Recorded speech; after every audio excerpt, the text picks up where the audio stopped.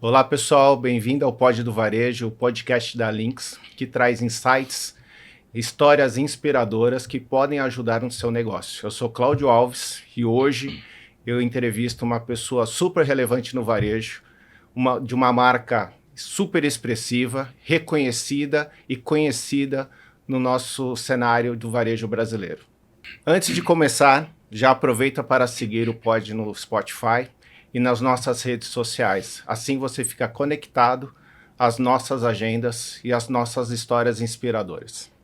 No episódio de hoje, a gente recebe esse super empresário, referência no varejo, o Jai. Seja bem-vindo. Muito obrigado por estar aqui conosco.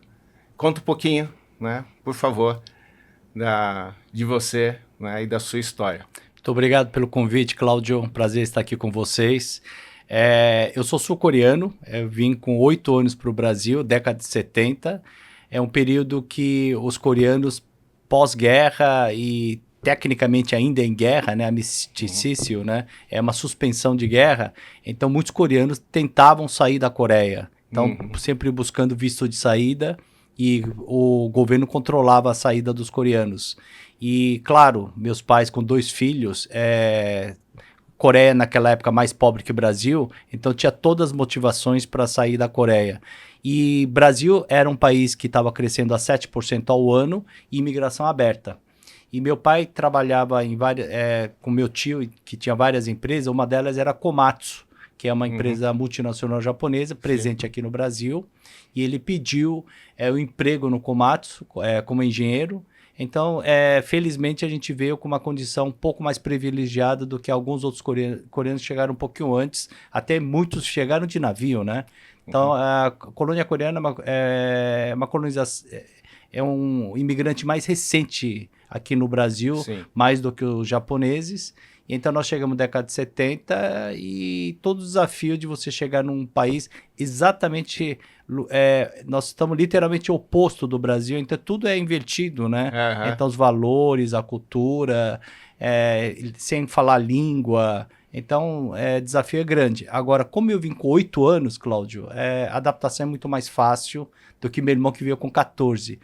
Apesar que é uma distância de 6 anos, mas faz muita diferença quem vai migrar para algum país estrangeiro, Sem dúvida. Fora os laços, Com 14 anos você já tem um laço muito Sem forte, dúvida, de amizade total, e tudo mais. 8 anos é aventura, E Jai, eu acho que se a gente pudesse entrar nessa questão da cultura, qual foi o choque, E eu pergunto porque eu acabei de voltar do Japão. Que bacana. Então fiz uma viagem de férias com os meus filhos, família, e fiquei impressionado, Fiquei impressionado, com a organização, com a cultura, com o senso de querer ajudar, E eu comento com os amigos que me perguntam assim, você não pode pedir uma informação de algo que você queira, porque você fica incomodado que a pessoa quer te... Eu tive um exemplo, eu fui pegar o trem para um deslocamento e fui na plataforma errada.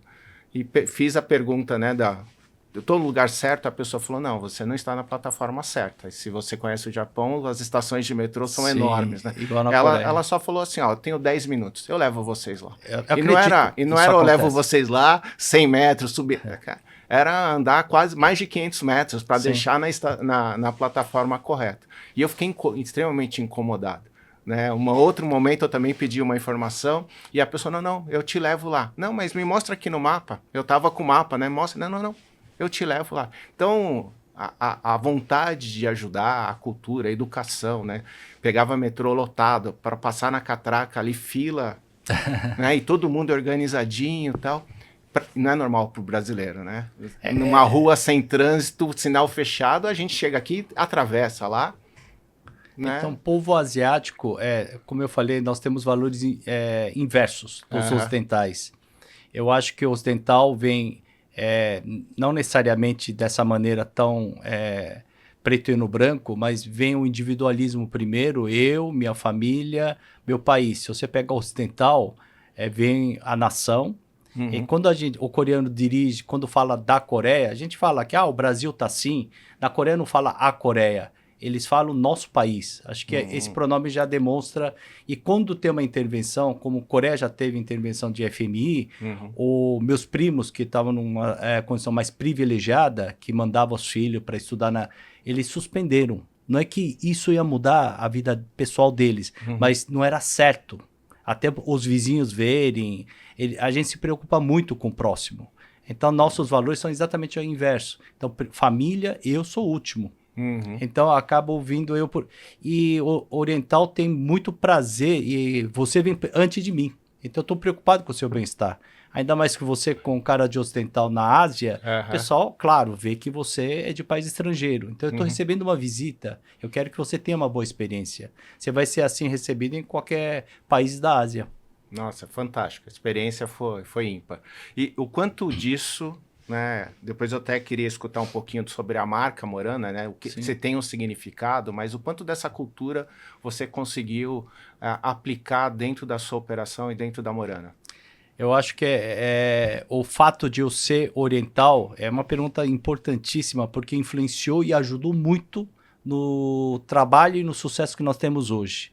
Porque é o famoso liderança servidora. Sim. Então, o fato de ser oriental, eu sempre estou preocupado mais com o próximo. E eu que trabalho com franchise há 34 anos, franchising é isso. Eu estou, em primeiro lugar, é meu franqueado. Eu estou preocupado com o meu cliente da marca, meu franqueado, que é meu segundo cliente, e depois vem eu.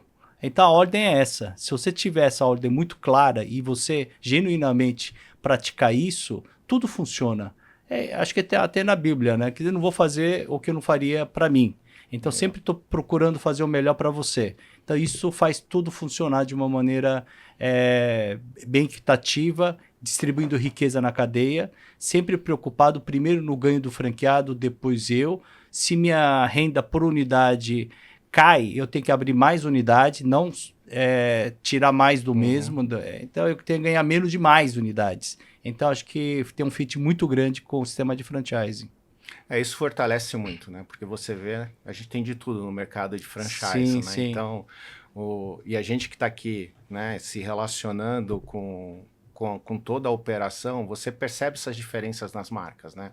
A franqueadora que cuida do franqueado, efetivamente, né? E entende que ele faz parte da cadeia, o quanto ele é relevante e importante, e aquelas que pouco se preocupam, né? Preocupam mais com o negócio dele do que efetivamente se o franqueado está ali feliz, né? Sim. Levando aquilo que a marca se propõe, né? Só estendendo um pouquinho da cadeia, não só franqueados, aí nós temos nossos colaboradores, nossos fornecedores. Então, nós estamos muito focados em pessoas, que no fim do dia, apesar de CNPJs, negociações, nós vendemos, compramos de pessoas. Sim, então, nós temos um foco muito grande em pessoas. Então, os colaboradores são tratados, respeitados de uma maneira diferente, eu acredito, e nossos fornecedores também. Então, acho que tudo isso, a longo prazo, você vê um resultado importante para a empresa. É inteligente você tratar bem de pessoas. Para negócio, sem dúvida, né? E incrível que muitas empresas não percebem isso, né? Mas, ou demoram para perceber. Mas que bom, parabéns. Fico muito feliz. E fala um pouquinho da Morana, né? De onde surgiu o nome, qual é o significado, se é que tem um significado? Tem um significado, sim. Moran, na verdade, quem for empreendedor, vai empreender, acho que a parte mais difícil é você escolher um nome que seja, que passe no NPI. Então, gente, você faz todo o projeto e todos os 10, 20, 30 nomes que você passa, não passa. E nessa época, a minha mulher ela chama Morana, né? Aí, meu sogro, na época, a Moranci é uma flor, nome de uma flor em coreano. E ela chama Morana porque quando meu sogro veio para cá, teve filha, eu vou dar nome de Moran, mas ele percebeu que as mulheres aqui no Brasil, todas terminavam com A. Marcela, Márcia, Marta, então ele colocou um A no final. Aí Moran virou Morana. E nessa época que a gente não conseguia achar um nome para a marca, isso eu estou falando 23 anos atrás, aí um dos colaboradores passou o nome de Morana para ver se passava. E eu também, eu não sou religioso, nada, mas eu acredito em tudo, né? Ele tinha feito numerologia, também tinha dado um número bom.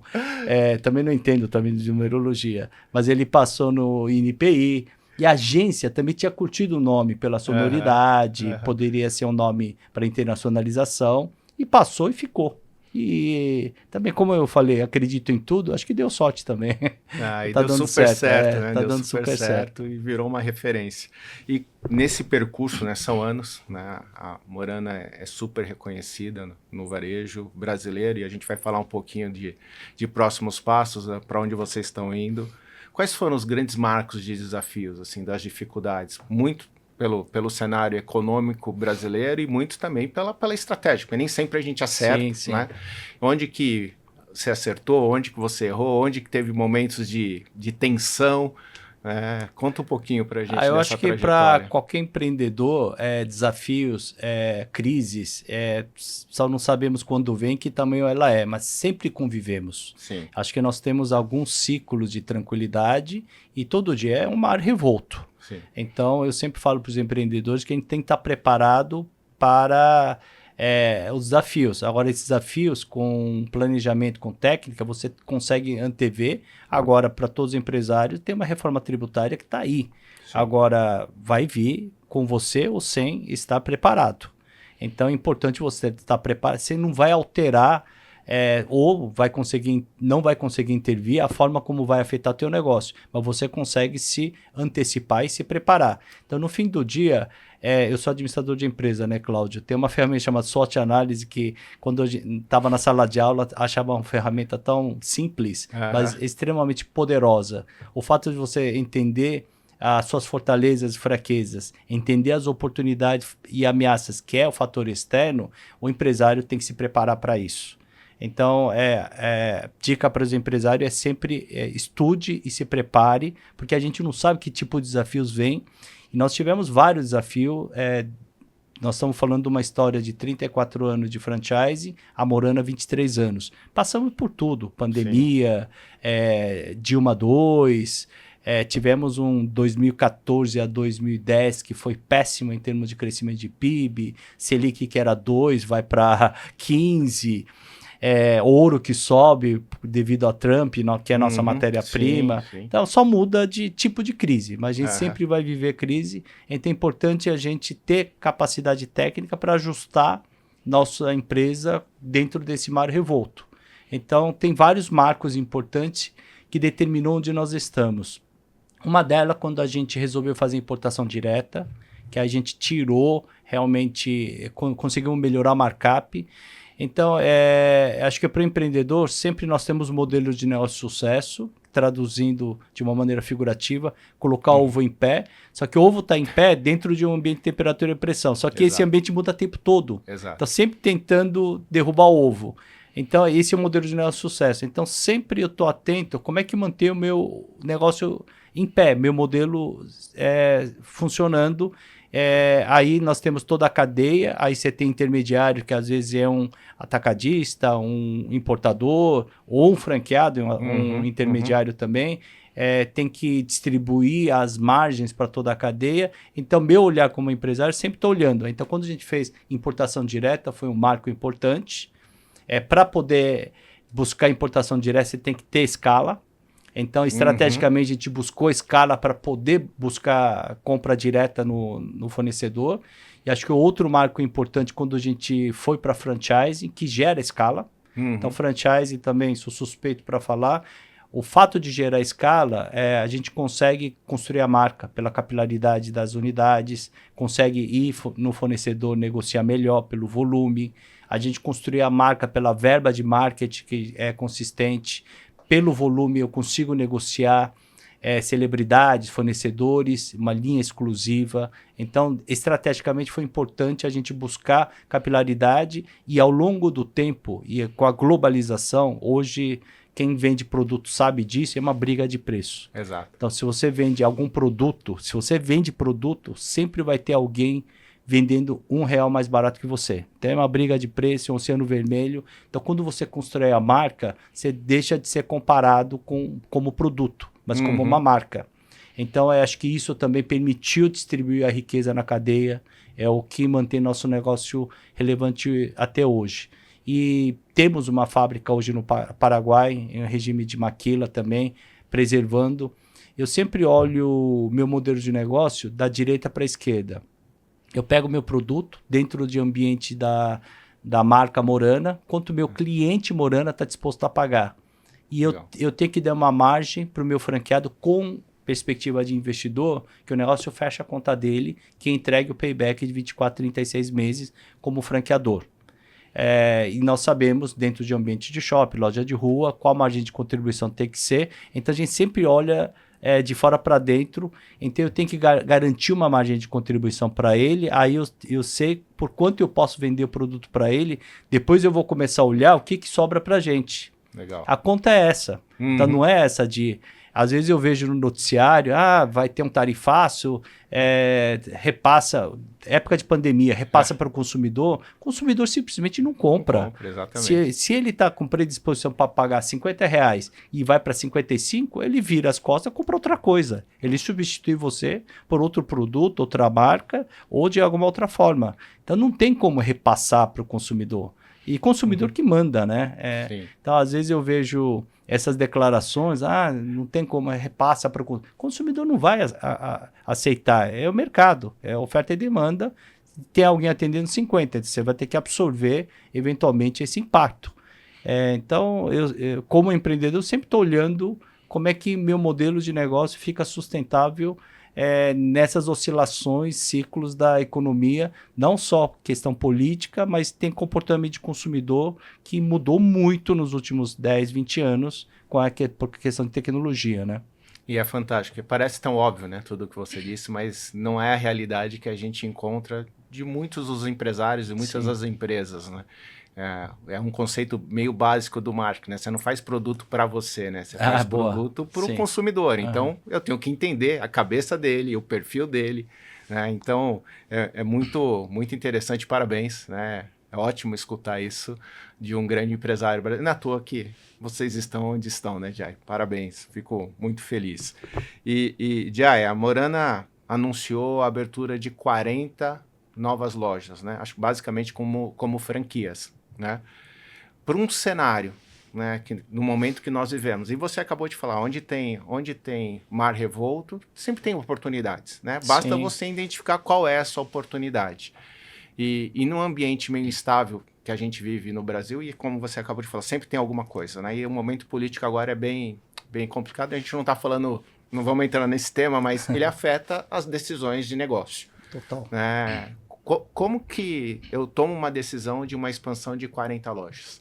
Né? E como você trata, você falou um pouco disso, e como você planeja isso com franqueado, né? Como funciona para você escolher um novo franqueado, essa expansão, não, eu privilegio os franqueados que já estão dentro de casa, não, eu busco novos investidores.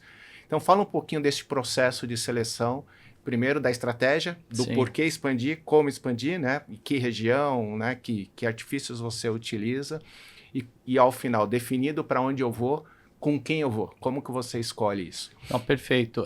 Antes de responder essa pergunta, eu queria também fazer uma divulgação. Nós ganhamos o prêmio pela PEGNI como melhor franquia do ano, né? Em 24, que recebemos agora em junho, né?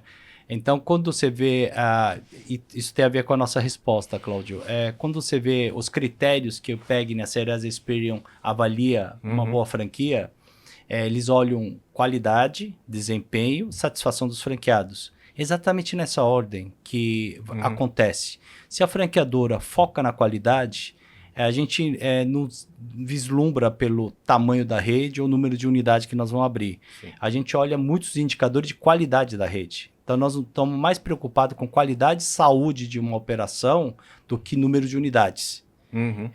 Isso eu defendo. Eu sempre falo, um franqueador que tem uma necessidade de caixa e abre, é igual uma indústria, sabendo que vai dar problema, continua soltando carro. Daqui a 2 anos vai ter que fazer um recall de todos aqueles carros. Olha a imagem que você arranha da indústria, da marca. Então é muito importante. Eu conheço redes que estão 70, 80 lojas, 30, 40 repassando. Então eu olho, a gente persegue como reflexo os indicadores de qualidade. Qualidade quer dizer o quê? 70% da nossa rede crescimento orgânico. Então, apesar do Selic 15%, o franqueado prefere abrir uma morana trabalhando, correndo um risco calculado, do que deixar ganhando o Selic 1% renda fixa 1% ao mês. Então, índice de repasse. 70% dessas lojas que abrem são franqueados querendo mais lojas. Legal. E inadimplência, zero. É 0 ponto alguma coisa que nem considera inadimplência porque não é multimarca. Então, a gente sempre está se relacionando com o franqueado. Dentro da nossa régua de cobrança, não pagou naquele critério, só isso. Pagamento à vista. Eles pagam 60%, 70% e eu dou 5% de desconto. Então, eles pagam à vista para melhorar a margem de contribuição deles. Mas se ele não tem dinheiro, não adianta dar 50%, eles não vão optar por essa política comercial. Então, eles 60%, 70% me pagam à vista. E inadimplência zero, repasse também 0 ponto alguma coisa. Então, alguns repasses a gente até, entre aspas, a gente até força, se não está performando, é alguma razão, momento da vida do franqueado não está indo bem, a gente chama e tem um potencial, a gente consegue mapear o que poderia estar faturando, o que ele fatura, e às vezes ele fala, cara, então vamos repassar, então a gente ajuda até no repasse. Então repasse é muito baixo. Então esses 4 indicadores mostram a saúde da rede, que naturalmente vira 30, 40, mas o pessoal de expansão, a gente trabalha com uma previsão, porque eu tenho que ter um planejamento de abastecimento. Então, a gente não tem sininho, não tem buzina, o objetivo não é abrir 50, 100, 70, 40 o que a gente consegue fazer com qualidade de entrega e qualidade de sucesso dessas unidades. E hoje nós estamos com quase 310 operações boas e muitos franqueados indo para a 4ª, 5ª loja, saudáveis. Legal. Então, quando eu estou pensando no futuro, eu preciso garantir essa qualidade para médio e longo prazo, né?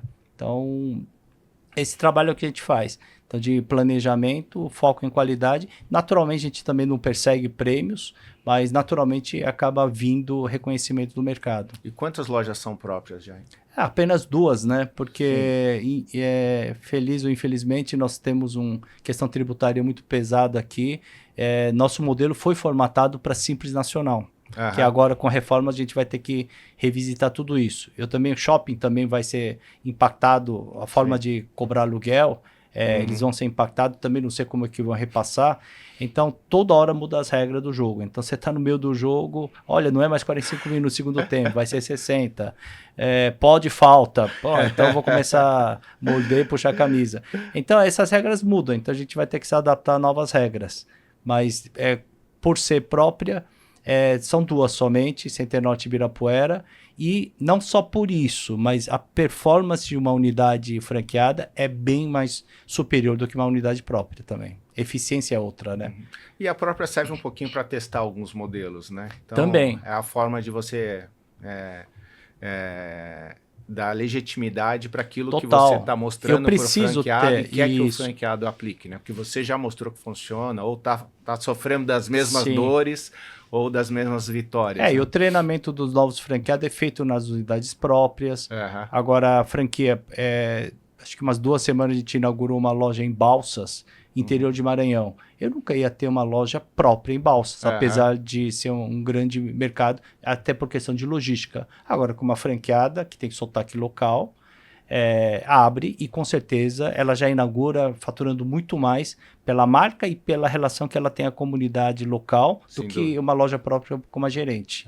Então é outra performance. Fantástico. E já mudando um pouquinho, mas não tanto, né?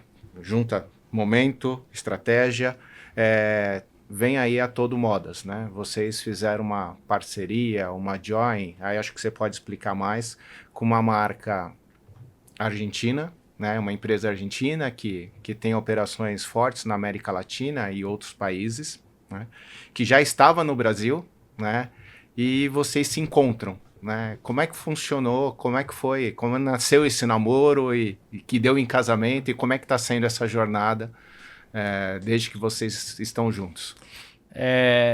Eu acho que quando nós estamos no mercado, a franquia é uma aliança estratégica com franqueador, franqueado. Eu sempre gosto muito dessa definição, uma aliança estratégica entre 2 empresários, que é franqueado e franqueador. Quando a gente busca, no caso, a JV com o pessoal o grupo chama Blue Star Group, BSG, eles também são muito relevantes, até maior do que a gente em termos de faturamento, de tamanho. Eles têm quase 900 lojas na América Latina. Então, o problema não é caixa nem conhecimento da categoria acessórios, mas eles não conhecem a franquia individual, nem conhecem o mercado brasileiro, nem tem relacionamento com os players, stakeholders do mercado brasileiro, que no caso é uma boa parte para você construção de marca, ajuda você ter em bom shopping center. Então, para um argentino que não vive, como eu também não sei nada da Argentina, ou do México, ou do Guatemala, eles também não sabem a diferença entre Taboão, Eldorado e Iguatemi. É normal, eles não vivem aqui, as características. Então, é natural eles buscarem um parceiro local. Então, eles tentaram vir sozinhos. Naturalmente, tem uma curva de aprendizagem onde eles queimaram muito a caixa e em algum momento eles falaram, vamos buscar um parceiro e naturalmente bateram na nossa porta. E fazia muito sentido para a gente, nesse momento, oferecer uma segunda marca para os nossos franqueados também. Então, como nós já estamos com 300 e poucas lojas em principais centros, que às vezes não cabe mais Morana. Então, poderia dar uma segunda marca. Porque o franqueado é empreendedor. Então, ele abre uma Morana. Quero mais. Aí abre 2, quero mais. Abre 3, quero mais. Mas não cabe mais na cidade. Sim. E não é responsável da nossa parte também liberar mais onde não cabe. Exato. Aí, nessa oportunidade, porque o franqueado é local, né? Então, ele quer abrir mais negócio na cidade dele. Sim. Ele não vai pegar carro, rodar 50 quilômetros, pagar um pedágio. Então, ele acaba buscando outras marcas, porque ele já é um empreendedor. Talvez ele abra um café, abra uma marca ABC. Então, em vez de ele buscar outras franquias na praça dele, se nós já temos uma relação de confiança, de trabalho, abre uma marca nossa. Então, é uma oportunidade de a gente dar para os nossos franqueados uma segunda marca. E é um mercado que a gente conhece bem, a gente consegue desenhar toda a estratégia com segurança. E eles também vão nos ajudar a escalar a Morana, América Latina, que nosso conhecimento é zero. A humildade de ouvir os irmãos, né? Me ajuda. Então, nós estamos agora nesse processo de tropicalização inversa. Onde nós não temos uma prepotência de chegar, Morana tem um super sucesso no Brasil, vai funcionar assim. Não sei se deve funcionar assim. Então, as argentinas também, agora estamos fazendo o Fox Group, nosso time está indo agora em agosto visitar principais concorrentes na Argentina. Vamos começar pela Argentina, porque é a sede deles. Depois nós vamos expandir para outros países da América Latina, onde eles já estão presentes. Então, em 2 anos, 3 anos, vocês vão ver Moranas inaugurando pela América Latina. Ou seja, né, aquele grande desafio, né, as marcas brasileiras têm um mega desafio de expansão. Né? A gente vê, acho que mais recente, bons casos de sucesso, né, dessa expansão. No passado era mais difícil, muitos tentaram e não conseguiram. E você achou uma fórmula, né, um casamento perfeito. Né? Então, é uma expansão com uma marca já consolidada na América Latina e consequentemente levando e o inverso, né? Você podendo expandir na América Latina usando todo o know-how e conhecimento deles. Sim. Fantástico. E o processo, acho que é importante falar também, como franqueador, como eu falei, como franqueador e como asiático, a gente leva muito em consideração com quem. Exato. Então, antes de a gente fechar essa parceria, fiz questão de ir para Buenos Aires, conhecer a estrutura deles em Buenos Aires, estrutura deles em Shanghai, porque no fim do dia você pode ter um projeto maravilhoso, mas se você não tiver recurso necessário, capital ou competência, você não consegue fazer o projeto dar certo. Então, queria entender a capacidade capital ou de competência deles e com quem. No fim do dia é isso, né? Exato. Franquia também. A gente quer fechar negócios com franqueados que têm alinhamento com o nosso propósito, nossos valores. Então, a gente foi conhecer, família Castelli, a gente conheceu, fomos super bem acolhidos. Além de serem grandes empresários, são pessoas... Eu até brinquei com eles, né? Porque a rixa aí no futebol, né? Vocês nem parecem argentinos, né?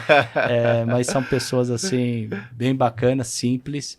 E eles têm vindo aqui também, e pelo tamanho do mercado brasileiro, então para eles é prioridade também.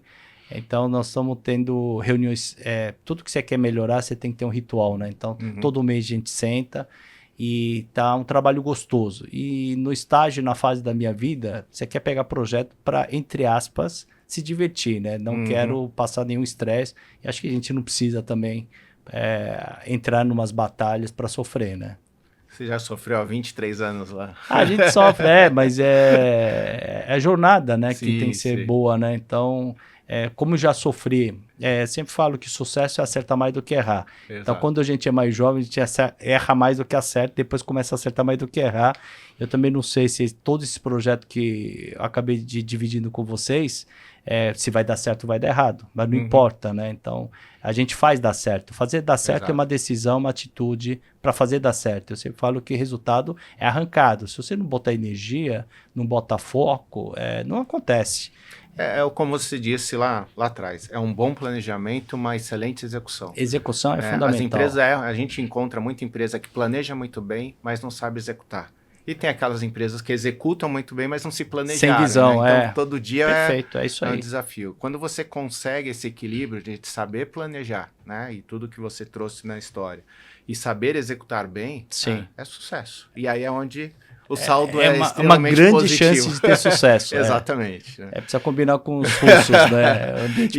E qual é a expectativa de expansão da Todo? Assim? A Todo Moda, como eu falei, eles têm quase 700 lojas na América Latina, tem um grande potencial, acredito até pelo posicionamento, pela característica, pode ter muito mais unidade do que a Morana a longo prazo, mas nós estamos buscando 300 unidades ao longo de 5 anos. Então, primeiro 2 anos ainda é decolagem, né? Sim. Porque depois, abrir é fácil, tá, Cláudio? O problema é realmente você sustentar com qualidade.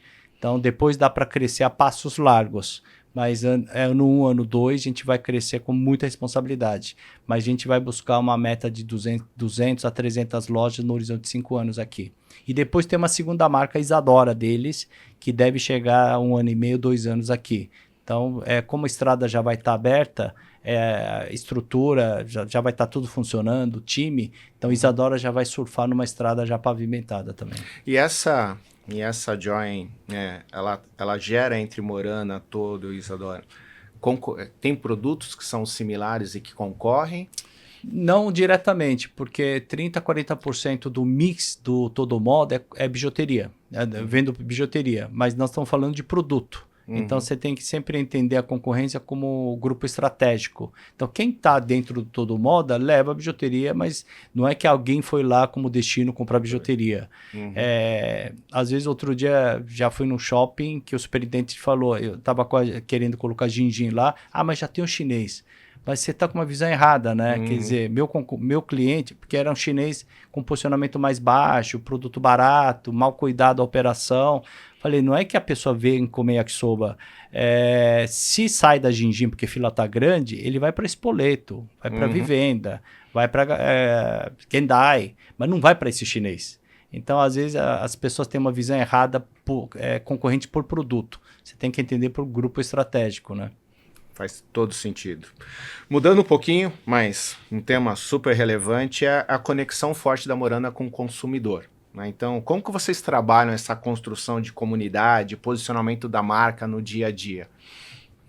Em primeiro lugar, com o consumidor, eu sempre falo, a pessoa consome um produto pela identidade, pelo alinhamento que tem com o propósito da marca. Então, não é produto. Então, às vezes, você consome ou deixa de consumir um produto se você não tiver... Aliás, como funcionário também. Às vezes, manda a empresa embora porque não está de acordo da política como a empresa trabalha. Então, eu sempre falo, conecta, toca coração das nossas consumidoras. Não é objetivo bolso. E, naturalmente, gera negócios. Então, o foco nosso é conectar com a comunidade da Morana. Então, tem através de rede social, através de influenciadoras que tem a ver com a nossa marca. E acho que a aprovação é mútua, né? A influenciadora tem que aprovar a nossa marca. Nós também temos que aprovar a influenciadora que faça sentido para os nossos propósitos, valores da marca. E a gente acaba conectando com nossas consumidoras. Então, o objetivo é conectar com elas e, naturalmente, virar vendas. Mas não tem objetivo comercial transacional. Então, sempre com matéria, sempre com blog, sempre com conversas e sempre estar conectado com nossas consumidoras, com dores, desejos, entender melhor a nossa comunidade. Né? Vocês fazem os collabs com as influenciadoras Sim. também. Hoje a estratégia é rede social, influenciadoras. Eu não sei onde eu li essa matéria, Brasil, acho que é o segundo ou terceiro país que essa estratégia de influenciadora melhor funciona.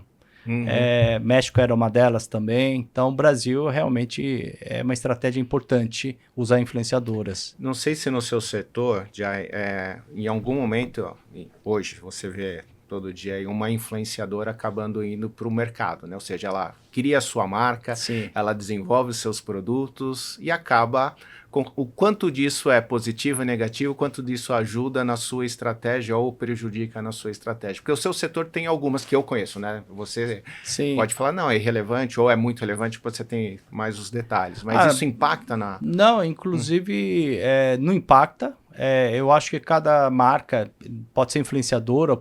Às vezes a gente recebe visita técnica e o pessoal pergunta, na lista tem um concorrente seu. Problema zero. O problema não é o que, é como se faz. Sim. Então, se você visitar a Morana, você visitou nossa sede. Nossa logística fica na Vila Tamboré também, que está convidado a conhecer. Se as pessoas olham ponta do iceberg, acham que a empresa toda é aquela. Você não tem ideia o que está abaixo da linha d'água. Qual o mecanismo, pessoas, quando eu falo pessoas, são pessoas que trabalham comigo há 10, 20, 30 anos. Isso não dá para copiar. A cultura não dá para copiar. A forma de você fazer. Então, às vezes, o sucesso de muitas empresas está muito mais no fundador e tem um ingrediente chamado tempo que não dá para acelerar tanto assim. Então, isso não dá para copiar.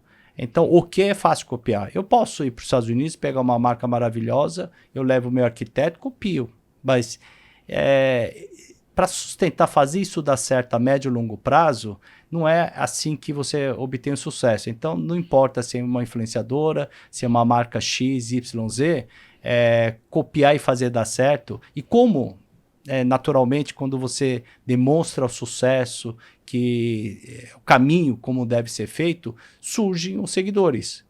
Mas teve uma feira de franquia também que só tinha feira, stand de gente vendendo bijuteria. Hoje não estão mais no mercado. Exato. Que bom. Jai, outro ponto bastante relevante que nos últimos anos se fala muito é a experiência, né? Experiência loja física, experiência do dígito. A gente já superou aquele tema de que não haverão mais lojas físicas, né? Acho que isso já caiu, né? Mas principalmente em NRF durante muitos anos, né? Se falava bastante disso. E hoje, acho que o grande desafio é a experiência e levar uma experiência que atrai, como você bem disse, o seu cliente, tanto no digital como no físico. Como é que vocês trabalham isso? Então, quando é uma rede de franquias, nós temos um pouco mais de desafio do que uma rede própria. Quando você tem uma rede própria, é muito mais fácil implementar o mini-channel. Quando você fala franquia, é outro CNPJ ou outro empresário. Eu dependo da atitude, do engajamento dele. E hoje, aqui no Brasil, ainda loja física é muito relevante. No meu setor de moda, pelo que eu tenho visto no mercado, 10 a 15% vem do dígito. É que não dá para saber exatamente, porque os canais se cruzam, né? Sim. Mas se você fala de venda somente e-commerce, você pega uma rede de uma marca de moda relevante, eles falam 10 a 15%. É isso aí. Exceto algumas marcas outliers, que é 40%. Mas em média é 10 a 15%. Então, venda de loja física ainda é o mais relevante. Então, é difícil engajar o franqueado. Em primeiro lugar, tem que entender o perfil do franqueado. E para entender o perfil do franqueado, tem que entender que o Brasil não tem financiamento para empresários jovens. E então, é dinheiro da família, dinheiro da carreira. Então, franqueados são uma geração mais de idade, geração X, baby boomer, né? São 40, 50, 60 anos que são meus franqueados. Então, eles já são imigrantes digitais, já têm dificuldade de entender esse mundo. E como a venda ainda não é relevante, é um desafio muito grande a gente engajar eles e fazer um mini-channel. Para fazer um mini-channel, e tem outra característica do nosso negócio, nós não temos profundidade. Modelo da Morana para gerar muita visitação, porque no fim do dia, aqui, principalmente em São Paulo, os shoppings começam a ter importância assim, atinge bairros, né? É o shopping do bairro. Exato. Não é mais aqueles shoppings que atraem gente de outros estados, outros bairros. Então, todo bairro tem um shopping center. Então, são mesmo os clientes visitando o shopping pela conveniência. Então, como é que eu faço uma cliente entrar na minha loja 2, 3 vezes no mês ou numa semana? Eu tenho que ter novidade. Então, para ter novidade, eu tenho muita variedade, muitos lançamentos e pouca profundidade. Então, para e-commerce, a gente tem um desafio para fazer omnicanalidade. Mas eu tenho que ter e-commerce. Mas se você vê nossa rede social, Instagram, por exemplo, a pessoa vê uma influência usando a peça, seria óbvio a marca jogar para a loja. Mas nós nem jogamos, a gente sempre incentiva uma visitação à loja. Então tem o ideal, mas tem o que está sendo feito dentro das possibilidades, das limitações, das condições. Então nós temos e-commerce sim, para realmente olhando a jornada da cliente morana, ela no centro, para dar essa comodidade, facilidade. Ela pode estar 11 da noite no domingo comprando um produto para casamento, uma festa, presente para ela. Mas omnicanalidade junto com os franqueados. A gente conseguiu fazer alguma coisa durante a pandemia, mas hoje a gente ainda não conseguimos evoluir de uma maneira que gostaríamos. Legal. E a tecnologia, né? Quanto ela faz parte da sua estratégia, né? O quanto ela está incorporada na estratégia do negócio, ou seja, sendo um dos elos condutores, o quanto você é passageiro. Não, tá bom, deixa eu escutar aqui, interessa, eu vou aplicar. Não, nós temos programadores internos, né? Porque o que nós fazemos, nós não achamos fornecedores do mercado que nos atenda plenamente. É um modelo único. A forma como a gente trabalha o modelo de negócio da Morana. Então, tecnologia a gente entende como uma necessidade de uma ferramenta, mas eu sou da geração mais analógica, o simples bem feito. Então, a gente ainda, como eu falei, os valores que nós temos de pessoas e tal, mas para escalar, tecnologia é imprescindível, você não tem como crescer mais com eficiência, ainda mais onde as margens são cada vez mais apertadas, sem tecnologia. Aí agora com IA, tudo isso, nós sempre estamos olhando, mas nós não somos early adopters, aquele que é primeiro a adotar, mais conservadores. Mais conservadores, mas nós sempre estamos antenados e implementando. Nós sempre estamos no meio do pessoal acompanhando as mudanças. Falando um pouquinho de moda e comportamento, né, que estão sempre em movimento, quais tendências você acredita que devam, né, ganhar força no setor de acessórios nos próximos anos, que vocês já estão olhando, se preparando? Eu até comentei aqui, sempre tem, né? Hoje, se você olhar as redes sociais, tem um movimento muito forte. Agora, recente também, saindo do mundo de produtos, saindo para alimentação, a rede social tá naquele morango, não sei o que lá. Todo mundo fala do morango delícia, né? E talvez pelo momento. O que vem pela frente que vocês, né, estão, né, querendo acompanhar ou querendo criar, né, de engajamento aí? Exatamente nesse momento eu tenho um time voando para a Ásia, vão ficar quase 30 dias. Então nós sempre estamos antenados, porque hoje com a globalização, se você perceber, se você tiver um filho de 16 anos, ele está mais conectado com o ucraniano, americano, um chinês de 16 anos do que brasileiro mais velho, da sua geração. Eles têm mesmo movimento.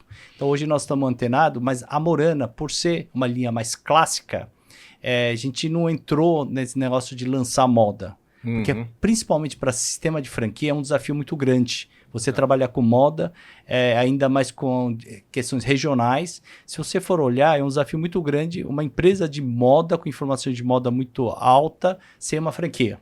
Então, se você pegar uma rede de franquia de moda, normalmente isso é uma linha mais básica. Então, essa linha que a Morana trabalha, a linha joalheria. Mas o público hoje está cada vez mais consciente, realmente, questão ambiental, como é que os produtos são descartados, né? Onde são descartados. Acho que a geração hoje não tem um consumo desenfreada, quer dizer, não tem aquela coisa de comprar por comprar.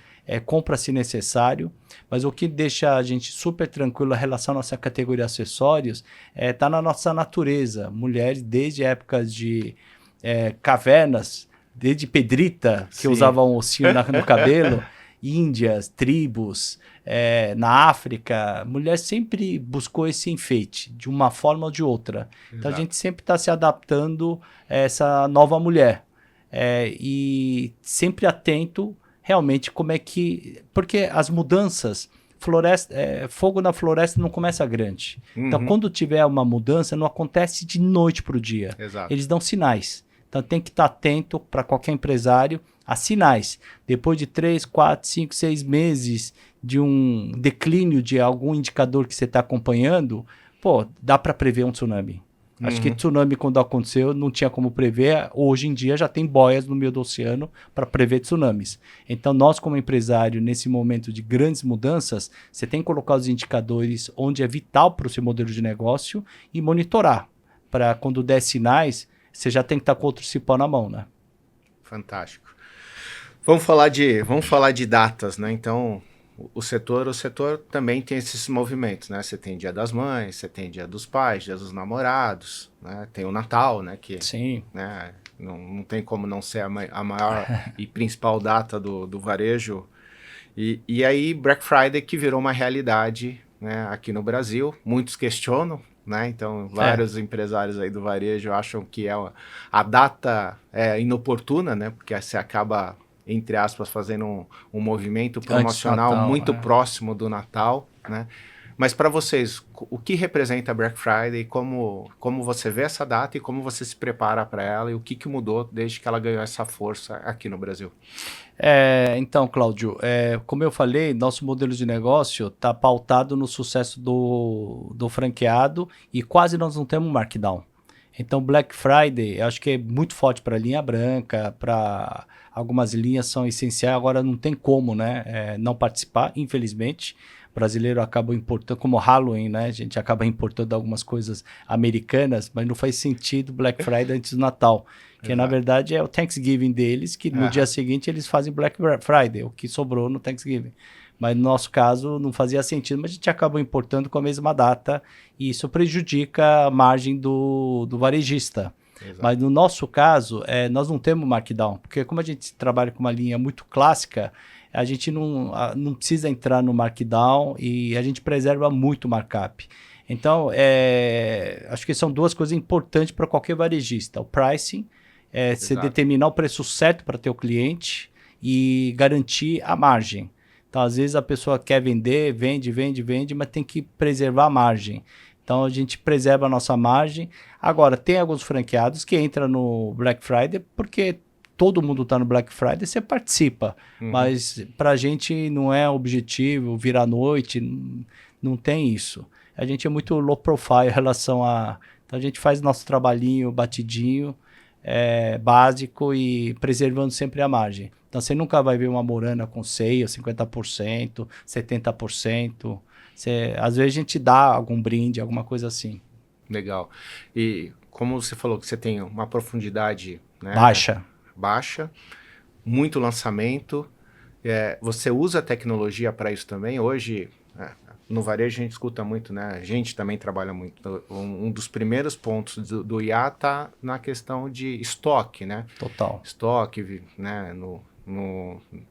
Que tipo de produto tem mais fit para aquele momento, perfeito, né? Para ajudar tanto no desenvolvimento quanto no sortimento e na reposição, né? Sim. Como é que vocês estão trabalhando com isso? Nós estamos aprendendo, nós estamos atentos e hoje a rede, nós clusterizamos em 9 tipos de lojas e nós trabalhamos com categoria, estilo e barriga de preço. Então, para cada loja, a gente sabe a cestinha que a gente tem que montar semanalmente. E o franqueado tem liberdade de fazer ajuste nessa cesta. Então, toda segunda-feira, o franqueado já tem uma cesta dele montado para aquela semana. Então, ele pode fazer algum ajuste se ele desejar, mas isso já foi feito em cima, não de IA, mas de uma inteligência nossa, porque como nós não temos muita informação de moda, categoria, às vezes, é brinco de 39. Então, brinco de 39, modelo A, B, não muda tanto. Mas ele vai receber um brinco de 39, estilo com dourado. Então, ele recebe aquele estilo e funciona. Então, a gente não tem entrado em tantos detalhes. E agora, para ele fazer uma coisa um pouquinho melhor, ele tem uma loja virtual B2B, onde ele entra, tem uma loja completa, onde ele pode comprar mais coisas diferentes. Aí é cada franqueado. Aí que acho que IA pode ajudar, em vez de ele ter essa iniciativa, atitude, o famoso bom senso, acho que IA pode ajudar em cima de algoritmo, de estudo da loja dele. Exato. Acho que no futuro sim. Agora, nossos irmãos, que são sócios do BSG, eles já usam IA para abastecer cada unidade. Então tem algoritmo, porque não precisa de histórico, em cima das combinações. Ó, essa caneca vendeu mais com, sei lá, essa bolsa, esse brinco. Então ele já tem essa leitura e em cima do IA eles já fazem abastecimento. Legal. Bem avançado. Uma troca possível sim, já sim. Nós que já a gente estamos, traz dos hermanos. Exato. Que bom. Jai, para mim acho que foi fantástico poder estar contigo, né, conhecer da história, da sua história e consequentemente da história da Morana e da Todo Modas que vem aí para o Brasil agora com força, né, com todo esse know-how e essa expansão consequente da Morana também para o mercado latino-americano, que é o mercado que a gente também aqui na Lynx atua. Perfeito. E estamos presentes e tem esse match, tem essa sinergia, né, do brasileiro com nossos irmãos e todo o povo latino. Então eu queria te agradecer, né? Não sei se você quer deixar algum recado, mas eu tenho um pedido ao final, né? A gente tem um costume aqui no Pod de pedir uma indicação de um outro empresário, de outro nome e referência no varejo que a gente possa estar aqui. Eu queria que você me indicasse uma pessoa que, né, você considera, que você entende que faz sentido para que a gente possa trazer aqui em um episódio futuro. Olha, nesse momento que todos reclamam de mão de obra, eu tenho um amigo chamado Lelo, ele é Marcelo, eu chamo de Lelo e Felipe. Eles são sócios de vários empreendimentos e um dos mais relevantes, mais conhecidos, Botânica Café. Eles são super low profiles, mas eu admiro muito ele pela liderança, que ele trabalha com alimentação. Aí eu vejo a equipe dele, já rodei, até arrepia quando eu falo isso, quando eu rodo as operações dele com ele, ele é querido. Ele é amado, ele é idolatrado. Então, pelo estilo de gestão dele, pelo estilo de vida que eles têm, ele passa metade do ano velejando no pré-A. Eu acho que a gente tem que aprender muito com ele, ter uma vida bacana, ganhar dinheiro. Acho que a cultura que ele implementou é de uma maneira instintiva. Não é um cara assim, que você vai encontrar no Enaref, em palestra, banco, ele vai estar velejando no Ceará e ganha dinheiro. Eu recebi os dois, o Felipe e o Lelo, na minha empresa, eles ganham bem, os dois, e Felipe fica em Ilhabela. Aí eles queriam crescer, cara, viagem. Então, viagem, porque o negócio de vocês vai ser copiado, ou pessoas que frequentam vão ficar velho, vão frequentar outros lugares. Então, inovem. Então, para inovar, vocês têm que ter essa liberdade de viajar. Então, toda vez que eles viajam, eu posto, estamos viajando. Falei, viagem, para realmente manter o negócio de vocês a longo prazo. Porque hoje vocês estão ganhando dinheiro, que não quer dizer que continue ganhando para próximos 10, 15 anos. Então, mas é um amigo querido que eu admiro bastante. Legal, vamos convidá-lo, né? Que bom, uma excelente indicação. Acho que vai fazer sucesso aqui. E é isso, pessoal. Muito obrigado, né? Então, acompanhe os nossos episódios do Pod do Varejo. E se você curtiu o Jai, compartilha, né, nas suas redes. E foi um papo super agradável. Muito obrigado, Jai. Muito obrigado, Claudio. Prazer, foi bacana.